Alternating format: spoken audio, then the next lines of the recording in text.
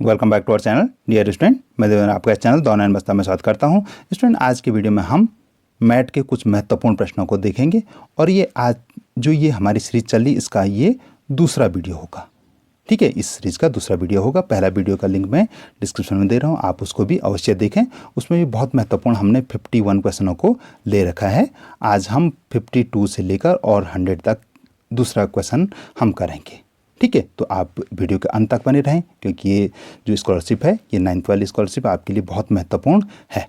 ठीक है, क्योंकि आप जानते हैं इसमें आपको 9th और 10th में 2 सालों के लिए स्कॉलरशिप मिलने वाली है। तो और ये जो धनराशि है आपके करियर के लिए बहुत इंपॉर्टेंट साबित हो सकती है। तो आप वीडियो के अंत तक बने रहें, प्रत्येक प्रश्न को आप समझें, अपनी कॉपी में नोट करें। तो चलिए शुरू करते हैं। और शुरू करने से पहले अगर आप हमारे चैनल पे नए हैं तो चैनल को अवश्य सब्सक्राइब करें। जो सब्सक्राइब बटन है इस समय आपकी स्क्रीन पे विजुअल है। आप चैनल को सब्सक्राइब करें, वीडियो को लाइक करें और अपने दोस्तों के साथ भी शेयर करें। तो चलिए शुरू करते हैं। प्रश्न संख्या 52 से 62 तक के लिए संख्याओं, अक्षरों, आकृतियों के परस्पर संबंधों का ध्यानपूर्वक अध्ययन करें। पहले आप इनका अच्छे से अध्ययन करें और फिर ज्ञात करें कि प्रश्नवाचक स्थान पर कौन सा आकृति आएगी या कौन सा शब्द या आकृति, संख्या, अक्षर या आकृति आएगी। तो यहाँ पे इसको देख लीजिए आप कि 6 है, 3, 7, 40, 12 यहाँ पे आपको बताना है, 4, 3, 2। अब इसमें देखिए लॉजिक, देखिए ये 40 कैसे आया। तो 40 कैसे आया आप ये देखिए, 6 मल्टीप्लाई बाई 6 और प्लस 4 तो ये आया 40। ठीक है, आ गया। अब 12 कैसे आया, तो 3 मल्टीप्लाई बाई 3 प्लस 3, 3 3 जा 9 प्लस 3 12 तो यहाँ पे आया 12। अब यहाँ पे क्या होगा, 7 मल्टीप्लाई बाई 7 प्लस 2 तो यहाँ पे आंसर आएगा 51। तो इसका जो राइट आंसर है वो है 51। ठीक है, तो 52 का जो राइट आंसर है वो है 51। यहाँ पे विकल्प नहीं दिए हैं तो इसका जो राइट आंसर है वो है 51। आपको ABCD नहीं दे रखा यहाँ पे, लेकिन 51 यहाँ इसका राइट आंसर होगा। ठीक है, इस प्रकार का प्रश्न आएगा तो ये लॉजिक इस पे लगेगा। तो यहाँ पे ये सॉल्यूशन आप देख लीजिए। क्वेश्चन नंबर 53 देख लीजिए। क्वेश्चन नंबर 53 है AEDHJBC, यहाँ पे क्वेश्चन मार्क और N। तो 53 का जो राइट आंसर है वो है B। अब Q कैसे आया, यहाँ पे ये सॉल्यूशन देख लीजिए आप। ठीक है, A = 1 और D = 4 तो A = 5 तो इसलिए यहाँ पे E आया, यहाँ पे 10 आया और यहाँ पे 17 आया। तो इस लॉजिक के हिसाब से B इसका 53 का जो राइट आंसर है वो है B। ठीक है, Q ये राइट आंसर है। ओके, तो इसको भी आप नोट कर लें। चलिए क्वेश्चन नंबर हम 54 देख लेते हैं। क्वेश्चन नंबर 54 है 5 5 2 2 4 1 8 3 10 और 40 30 और यहाँ पे क्या आएगा। तो 54 का जो राइट आंसर है वो है D। यहाँ पे लॉजिक भी दे दिया मैंने कि 10 कैसे आया। तो यहाँ पे देखिए 5, यहाँ पे इधर को देखिए आप हैं, 5 2 जा 10 और 10 मल्टीप्लाई बाई 8 80 को 2 से भाग दे देंगे तो 40 आया। ठीक है, आप 5 2 जा 10 देखिए ना, 10 हो गया, फिर उसको 8 से किया तो 80 आया। ठीक है, अब 80 को 2 से भाग दिया तो यहाँ पे 40 आया, तो ये 40 आया। उसी लॉजिक से यहाँ पे 30 आया और उसी लॉजिक से यहाँ पे 10 आ जाएगा। ठीक है, यहाँ पे देखिए 2 1 जा 2 और मल्टीप्लाई बाई 10 20, 20 डिवाइडेड बाई 2 तो 10 यहाँ पे राइट आंसर है। तो ये इसमें ये लॉजिक लग रहा था। चलिए क्वेश्चन नंबर हम 55 देख लेते हैं। क्वेश्चन नंबर 55 में यहाँ पे आपको बताना है कि यहाँ पे क्या आएगा। तो 55 का जो राइट आंसर है वो है C 7 है। अब 7 कैसे आ रहा है आप इसको जोड़ेंगे, ये आसान प्रश्न था। इन सबको ऐड करेंगे आप तो यहाँ पे आएगा 200। ठीक है, आप एक बार ऐड करके देख लीजिए। इन सबको आप ऐड करो तो यहाँ पे नीचे की ओर ऐड करना है आपको। यहाँ पे इस समय नीचे की ओर ऐड करेंगे तो सब सीरीज का इसका आएगा 200, इसका भी 200, इसका भी 200 और यहाँ पे क्या आएगा, इन तीनों को आप ऐड करेंगे। ठीक है, इन तीनों को आप ऐड करिए तो ये आ रहा है 193। तो यहाँ पे अगर 7 लेंगे हम तो ये भी 200 हो जाएगा। ठीक है, तो ये इसमें ये लॉजिक लग रहा था कि नीचे को आपको ऐड करना है और फिर यहाँ पे ये संख्या बतानी है, तो 7 इसका राइट आंसर है। ठीक है, चलिए क्वेश्चन नंबर 56 देख लेते हैं। यहाँ पे मैंने इसका सॉल्यूशन दे रखा है, आप इसको आसानी से देख सकते हैं कि भाई 84 क्यों आया, यहाँ पे 81 क्यों आया, यहाँ पे 88 क्यों आया, तो उस हिसाब से देख लीजिए आप। यहाँ पे 84 को डिवाइड करेंगे 12 से तो 7 आया, और 7 को 2 से मल्टीप्लाई करेंगे तो 14 आया।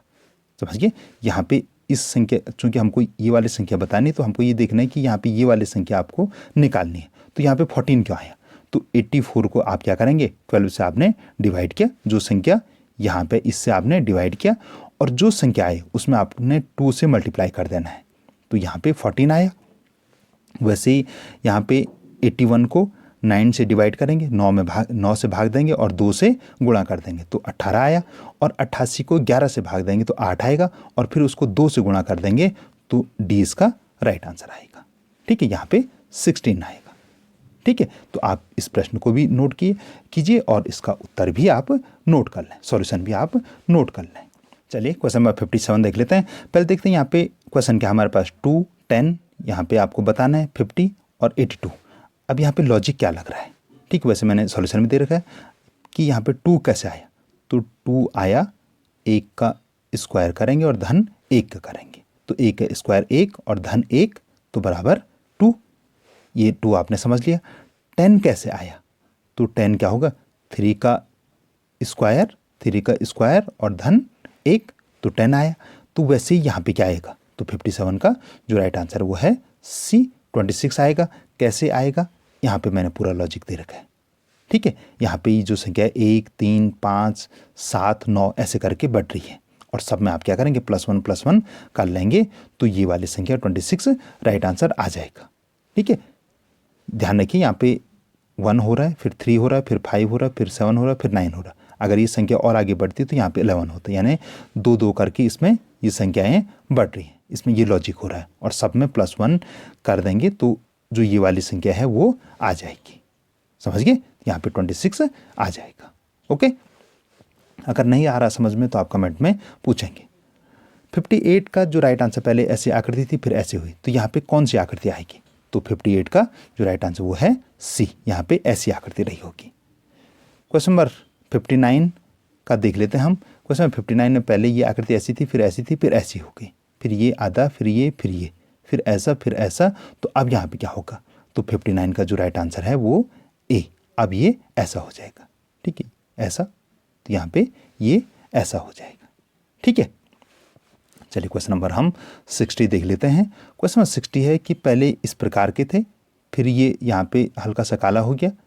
ठीक है, तो पहले इस साइड था, फिर ये था, फिर ये था, फिर इसमें कैसा होगा, तो 60 का जो राइट आंसर है वो है सी। ठीक है, पहले इसमें देखिए ना आप, कोई काला नहीं है, फिर एक में थोड़ा सा हो गया, फिर इसमें ये ज़्यादा हो गया, आधा हो गया एकदम, पहले कुछ नहीं था, फिर एक चौथाई में था, फिर 1/2 में हो गया, तो वही इसमें भी लगेगा और रेखाएं मिट गई हैं, तो सी इसका राइट आंसर है। क्वेश्चन नंबर 61 में देखिए कि पहले एक 3 की 1 लाइन थी, फिर 3 की 2 लाइन होगी, फिर 3 की 3 लाइन हो गई। यहाँ पे 2 की 1 लाइन थी, फिर 2 की 2 लाइन हो गई, फिर 2 की 3 लाइन हो गई। यहाँ पे 3 हैं, फिर 2 हैं, और फिर लास्ट में क्या हो जाएगा, यहाँ पे 1 हो जाएगा। तो 61 का जो राइट आंसर वो है बी। ठीक है, यहाँ पे आपको दाने नहीं गिनने हैं, यहाँ पे आपको पूरी लाइन आप गिन लीजिए, तब आपका लॉजिक बिल्कुल सेटिक बैठेगा कि पहले 3 की 1 लाइन थी, फिर यहाँ पे 3 की 2 लाइन होगी, फिर 3 की 3 लाइन होगी।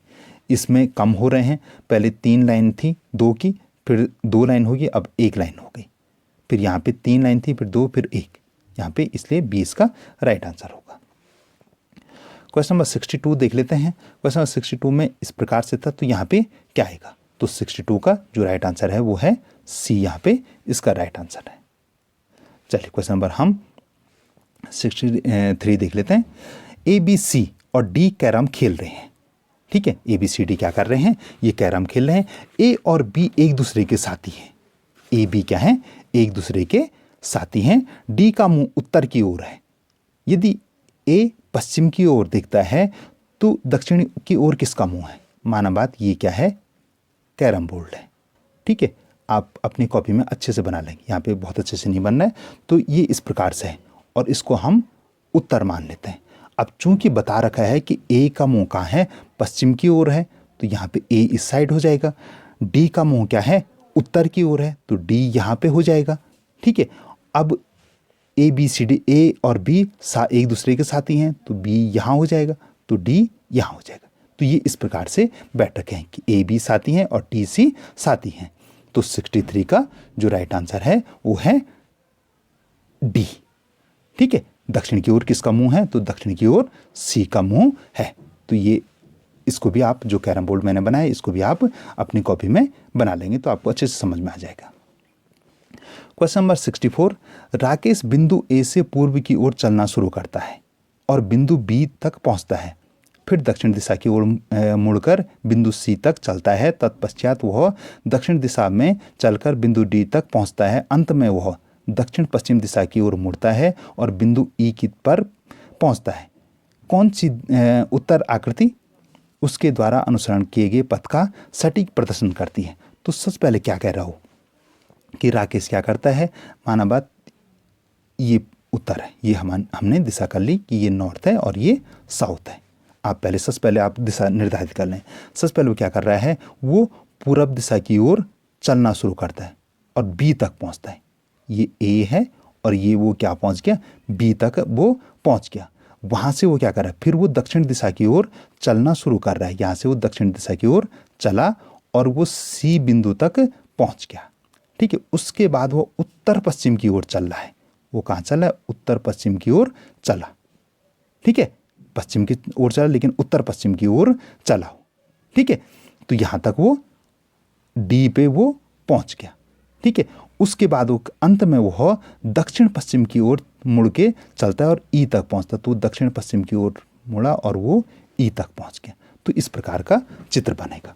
अब देख लीजिए कि इस प्रकार का जो चित्र है वो किस में है। तो मैं इसके विकल्प निकाल लेता हूं। तो इस प्रकार का चित्र आप यहाँ पे देख लीजिए। इस प्रकार का चित्र ये है, जैसे हमने बनाया कि पहले वो ऐसे गया, फिर ऐसे गया, फिर ऊपर गया, फिर ऐसे किया। तो सी इसका राइट आंसर है। जो डायग्राम मैंने बनाया वैसे भी आप समझ लेंगे। क्वेश्चन नंबर 65, श्याम 7 किलोमीटर उत्तर की ओर चलता है, फिर दाएं मुड़ता है। 3 किलोमीटर चलता है, फिर वो अपने दाएं ओर मुड़ता है। 7 किलोमीटर आगे बढ़ता है। श्याम यात्रा शुरू करने के स्थान से कितने किलोमीटर दूर है? तो पहले वो क्या कर रहा है, वो उत्तर की ओर, मैंने पहले आपने दिशा निर्धारित कर ली, नॉर्थ और साउथ आपने निर्धारित कर लिए हैं। उसके बाद वो क्या करता है, वो यहाँ माना बात वो यहाँ पे है। ठीक है, यहाँ से वो क्या कर रहा है, 7 किलोमीटर वो उत्तर की ओर चल पड़ा। उसके बाद वो क्या होता है, वो 3 किलोमीटर दाएं मुड़ता और 3 किलोमीटर चलता, दाएं मुड़ा 3 किलोमीटर वो चला। ठीक है, फिर वहाँ से वो दाएं मुड़ता है 7 किलोमीटर, फिर वहाँ से वो दाएं मुड़ा और 7 किलोमीटर चला। तो शुरू से यानी इस बिंदु से, यानी ए बिंदु से, और फिर ये यहाँ पे बी माने, इसको सी माने, और डी बिंदु तक वो चला। अब यहाँ से यहाँ तक की दूरी कितनी, ए से डी तक की दूरी कितनी? तो ए से डी तक की दूरी कितनी है, 3 किलोमीटर। तो 65 का जो राइट आंसर है वो आएगा बी, 3 किलोमीटर।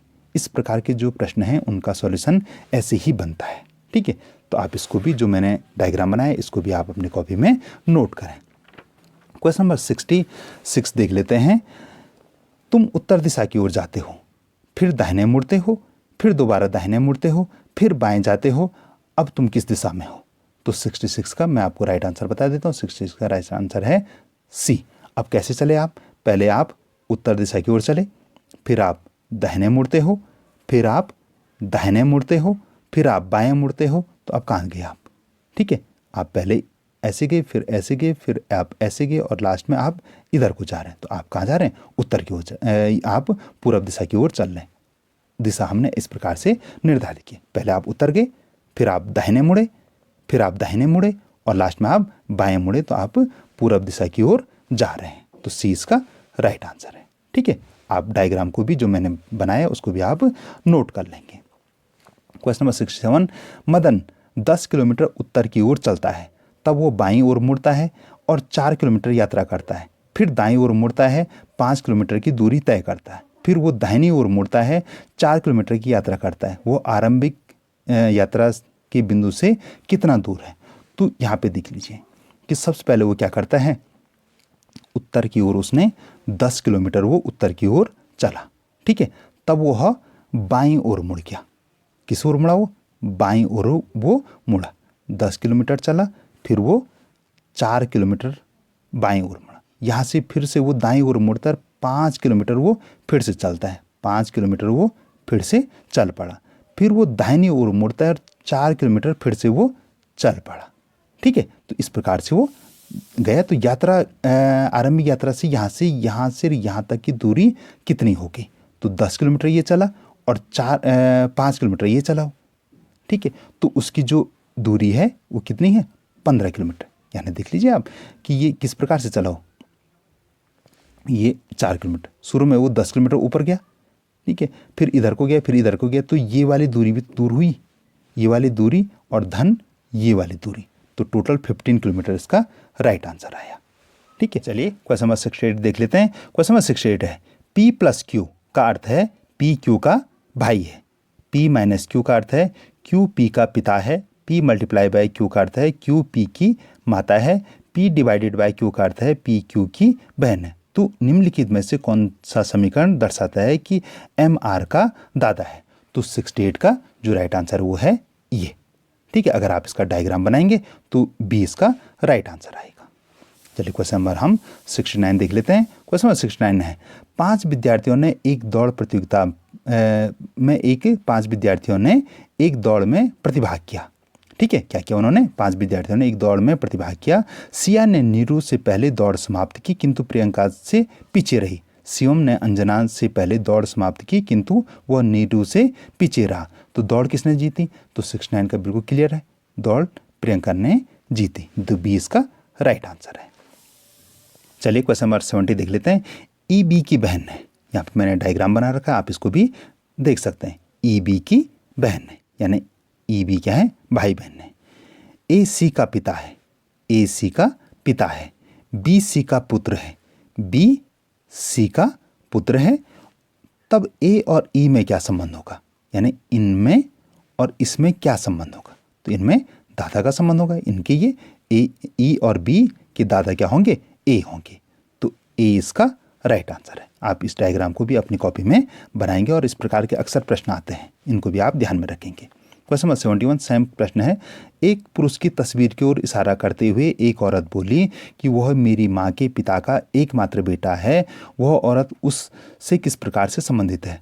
तो सी इसका राइट आंसर है, ठीक है। इसके लिए भी आप जैसे मैंने अभी 70 वाले में डायग्राम बनाया वैसे आप इसमें भी डायग्राम बनाएंगे। क्वेश्चन नंबर 72 देख लेते हैं। क्वेश्चन नंबर 72 है P का अर्थ प्लस Q का अर्थ माइनस R का अर्थ मल्टीप्लाई तो S का अर्थ डिवाइड है। तो निम्नलिखित में से कौन सी समीकरण सही होगी? तो ये जो चारों समीकरण दे रखी हैं, ठीक है, आपको इन सबको देखना पड़ेगा। अगर इस प्रकार का प्रश्न आता है तो आपको सबको देखना पड़ेगा। ये ट्राई एंड एरर वाले क्वेश्चन होते हैं, ये होते हैं ट्राई एंड एरर वाले, ठीक है। तो इसमें सबको देखना होगा। तो 72 का जो राइट आंसर है वो है बी।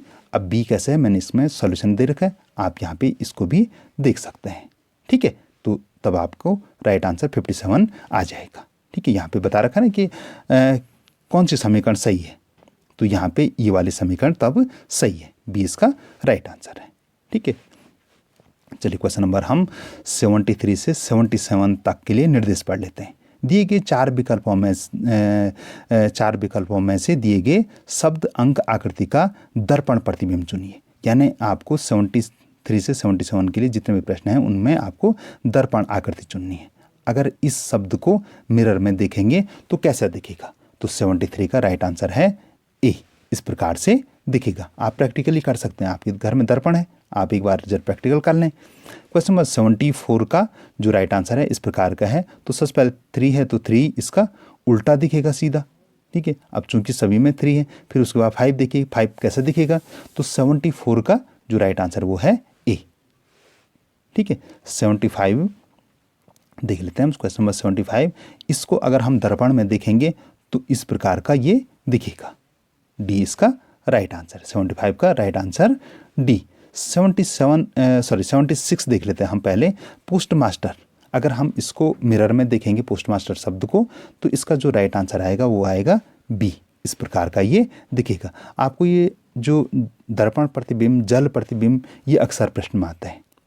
ठीक है, कभी 4 कभी 5 प्रश्न आते हैं, कभी ये दोनों मिलके 5 आते हैं और कभी एक ही ये 4-5 प्रश्न आ जाते हैं। ठीक है, तो इनकी भी आपको अच्छे से प्रैक्टिस करनी है।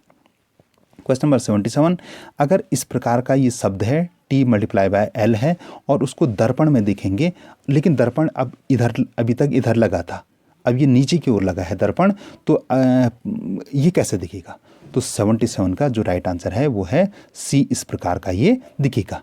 ठीक है, ये इसको आप जल प्रतिबिंब भी कह सकते हैं। अगर दर्पण नीचे से लगाएंगे तो जल की तरह वो करेगा।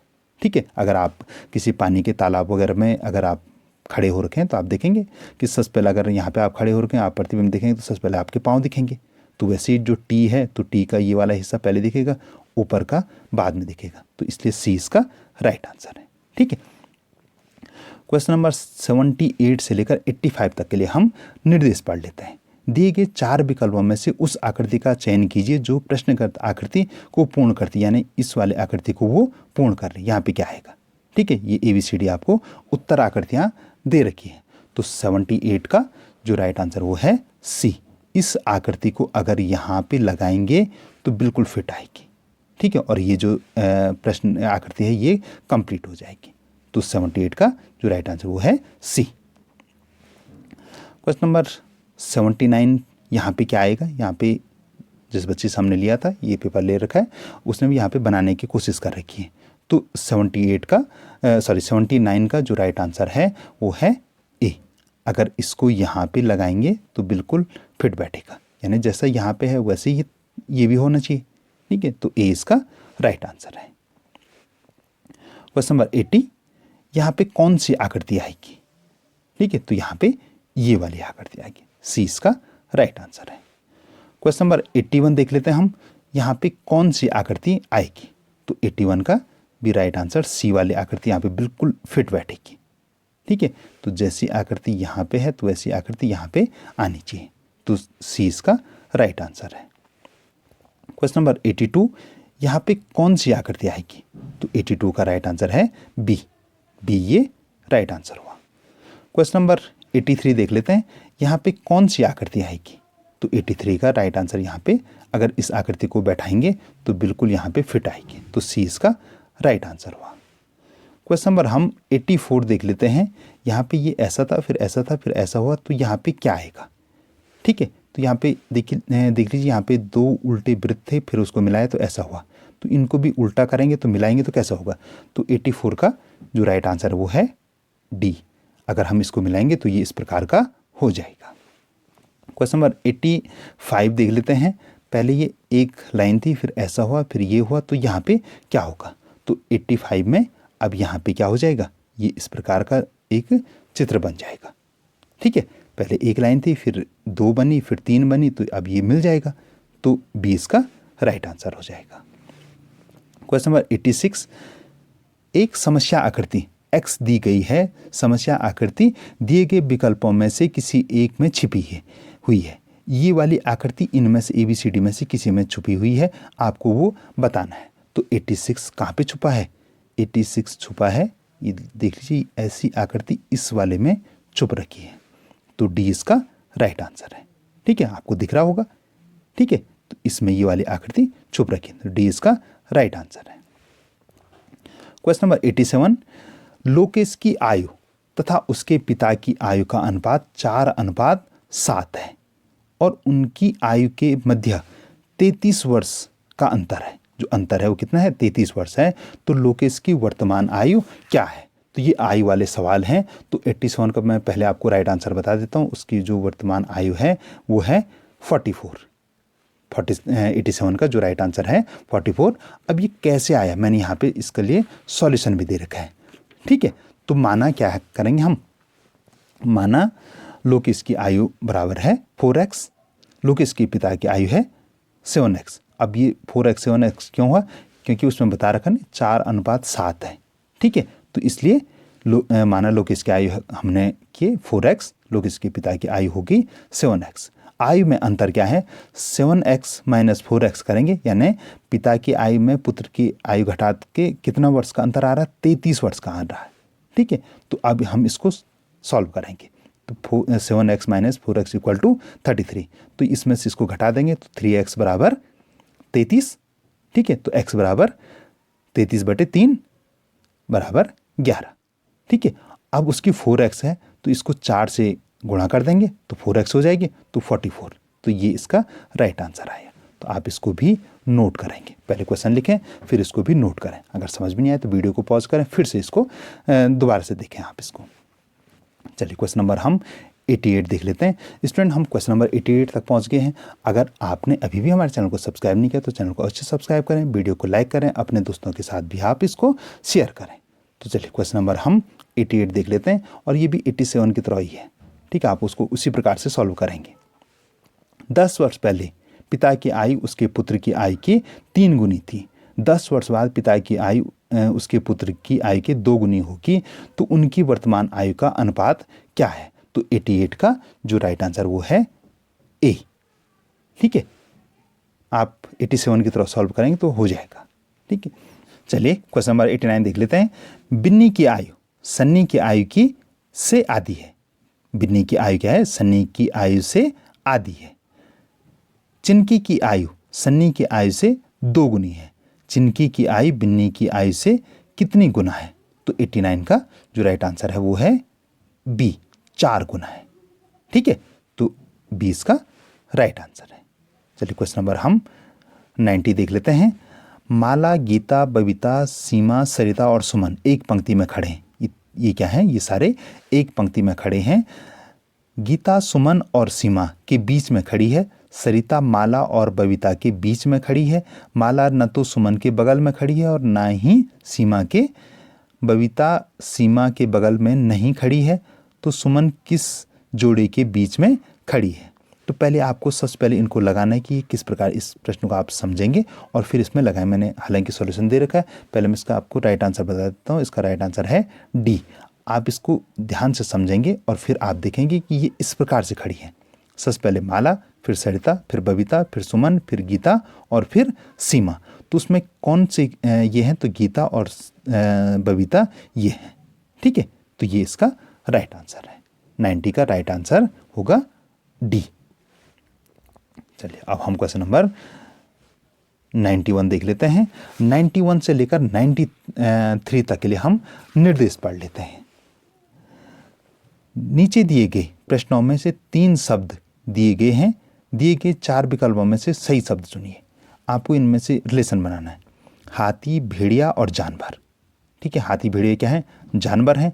तो 91 का जो राइट आंसर है वो है सी। तो ये जो बाहर की रेखा है ये है जानवर। ठीक है, जो बाहर का वृत्त है ये है जानवर। सी मैंने राइट आंसर बताया। इसमें हाथी भी आ जाएगा और भेड़िया भी आ जाएगा, तो सी इसका राइट आंसर हुआ। ठीक है, इसमें इस प्रकार का लॉजिक लगेगा। 92 देख लीजिए। धातु, लोहा और क्लोरीन। ठीक है, धातु क्या है, लोहा, और क्लोरीन दूसरी है, गैस है। ठीक है, तो इसमें क्या हो जाएगा, 92 का जो राइट आंसर है वो है बी। पहले धातु, धातु में आ जाएगा लोहा और क्लोरीन अलग से आ जाएगा। ठीक है, तो 20 का राइट आंसर है। स्तनपाई, गाय और कौवा। तो ये है स्तनपाई। गाय क्या है, स्तनपाई है, लेकिन कौवा स्तनपाई नहीं है। तो इस प्रकार का ये चित्र बनेगा। तो 93 का जो राइट आंसर आया वो भी आया बी। बी और बी। ठीक है, तो इसमें ये लॉजिक लगेगा। क्वेश्चन नंबर 94 और बड़ा कन्फ्यूजिंग सा सवाल है, थोड़ा सा ट्रिकी है। मैंने इसका सॉल्यूशन भी बनाऊंगा, आपको यह दिखाऊंगा।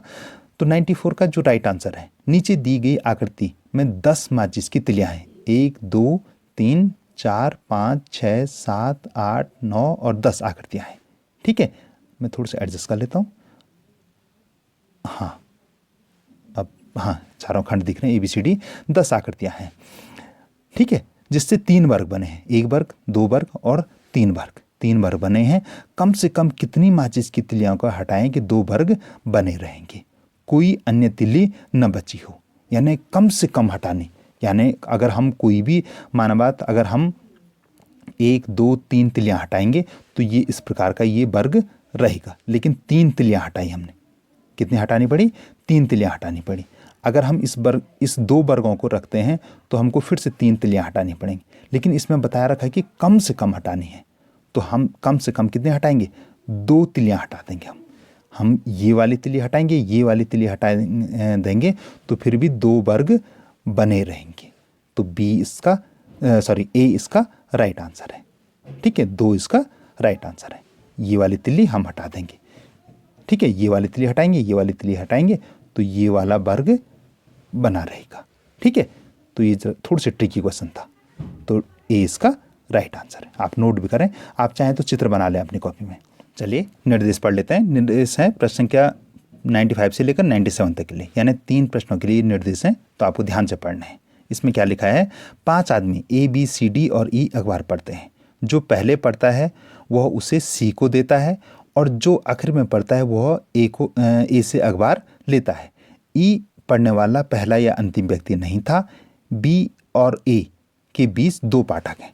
तो सबसे पहले आप देख लो कि कितने अखबार पढ़ने, 1 2 3 4 और 5। आपने अगर ध्यान से ये पढ़ा है तो आपने ध्यान दिया होगा कि सबसे पहले अखबार पढ़ रहा है बी, फिर पढ़ रहा है सी, फिर पढ़ रहा है ई, और फिर पढ़ रहा है ए, और लास्ट में पढ़ रहा है डी। तो आप इसको भी नोट कर लें। हालांकि मैंने इसका सॉल्यूशन दे रखा है, मैं आपको दिखा देता हूँ। इस प्रकार से इसका सॉल्यूशन बनेगा। सबसे पहले बी पढ़ेगा, फिर सी पढ़ेगा, फिर ई पढ़ेगा, फिर ए पढ़ेगा, और लास्ट में डी पढ़ेगा। ठीक है, अब आपके लिए आसान हो गया। ठीक है, अब देखिए, बी ने समाचार पत्र किसको दिया, तो बी ने किसको दिया, तो 95 का जो राइट आंसर है उसने सी को दिया। ठीक है, 96 है, कौन सबसे पहले समाचार पत्र पढ़ता है, तो आपने टेबल देख ली, तो 96 का जो राइट आंसर है वो है बी। बी ने सबसे पहले समाचार पत्र पढ़ा। क्वेश्चन नंबर 97, कौन सबसे अंत में समाचार पत्र पढ़ता है, तो 97 का जो राइट आंसर है वो है डी, लास्ट में समाचार पत्र पढ़ता है। तो जो इस प्रकार के प्रश्न आए, सबसे पहले आपको इस प्रकार की टेबल बना देनी, क्योंकि इनमें 3 या 4 प्रश्न जुड़े हुए होते हैं। ठीक है, तो इस प्रकार से इनको कर सकते हैं। चलिए क्वेश्चन नंबर 98 देख लेते हैं। एक आदमी 4 किलोमीटर उत्तर दिशा की ओर चला। ठीक है, यहाँ पे हम पहले दिशा निर्धारित कर लेते हैं, ये नॉर्थ है। ठीक है, तो सबसे पहले क्या हुआ, वो 4 किलोमीटर उत्तर दिशा की ओर चला। ठीक है, फिर 6 किलोमीटर वो पूर्व दिशा की ओर चला, और फिर 4 किलोमीटर वो उत्तर दिशा की ओर चल रहा है। 4 किलोमीटर, 6 किलोमीटर, और फिर से 4 किलोमीटर वो उत्तर दिशा की ओर चला। तो आरंभिक बिंदु से, यानी यहाँ पे से और यहाँ तक की दूरी कितनी है। अगर आप इसको सामान्य फॉर्मूले में देखेंगे तो 4 + 6 + 4, तो ये हो गया 14 किलोमीटर। लेकिन जो इसका राइट आंसर है वो है 10। अब कैसे है 10, इस पर आप पाइथागोरस के प्रमेय लगाएंगे, तो फिर आप इसको देखेंगे, तो यहाँ से यहाँ तक की दूरी 10 किलोमीटर निकलेगी। कैसे, मैंने यहाँ पे सॉल्यूशन दे रखा है, आप इसको अपनी कॉपी में नोट कर लें। फिर आप देख सकते हैं कि पहले आप ऐसा डायग्राम बनाएं, फिर यहाँ से यहाँ तक की दूरी पाइथागोरस प्रमेय के हिसाब से इस प्रकार से आएगी। तो ये इसका राइट आंसर है। इसको, इस सॉल्यूशन को भी आप अपनी कॉपी में नोट कर लें। क्वेश्चन नंबर 99 हम देख लेते हैं। क्वेश्चन नंबर 99 है, निर्देश दे रखे 99 और 100 के लिए। दिए गए विकल्पों में से उस विकल्प को चुनिए जो मुख्य आकृति एक्स को बनाती है। यानी इनमें से आप देखना है कि किन का प्रयोग करके हम इस प्रकार की आकृति को बना सकते हैं। तो 99 का जो राइट आंसर वो है सी। इस आकृति से हम इस आकृति को बना लेंगे। यानी जो 2 ये हैं, ये जो 2 हैं, तो इनसे हमने ये बना लिया। फिर जो ये नेक्स्ट के 2 हैं उनसे हमने ये बना लिए, और फिर जो 2 बिंदु हैं उनसे हमने ये बना लिए, और लास्ट में ये बन गया। तो सी इसका राइट आंसर है। चलिए क्वेश्चन नंबर 100 देख लेते हैं। और ये हमारे पास मुख्य आकृति है, और हमारे पास बताना है कि इनमें से किससे ये आकृति बन जाएगी। तो अगर आप ध्यान से देखेंगे तो सी इसका राइट आंसर है। ठीक है, क्वेश्चन नंबर 100 का राइट आंसर सी। तो डियर स्टूडेंट, ये था हमारा आज का वीडियो। आपने पहला पार्ट और दूसरा पार्ट दोनों के प्रश्न आपने समझ लिए होंगे। अगर कोई प्रश्न रह गया है जो आपको समझ में नहीं आया, तो उसके लिए आप कमेंट में पूछेंगे, मैं निश्चित रूप से उसका आंसर दूंगा। अगर ज़रूरत पड़ी तो उस पर भी एक वीडियो बनाएंगे। स्टूडेंट आपने दोनों पार्टों के 100 क्वेश्चन समझ लिए हैं और अभी भी आपने हमारे चैनल को सब्सक्राइब नहीं किया तो चैनल को अवश्य सब्सक्राइब करें, वीडियो को लाइक करें, अपने दोस्तों के साथ भी आप शेयर करें। आप निश्चित रूप से इस छात्रवृत्ति आपको प्राप्त हो, आप क्योंकि आपके लिए करियर के लिए बहुत इंपॉर्टेंट साबित हो सकती है। आपको ये निश्चित रूप से ये छात्रवृत्ति प्राप्त हो। मेरी बहुत बहुत शुभकामनाएं आपको। धन्यवाद।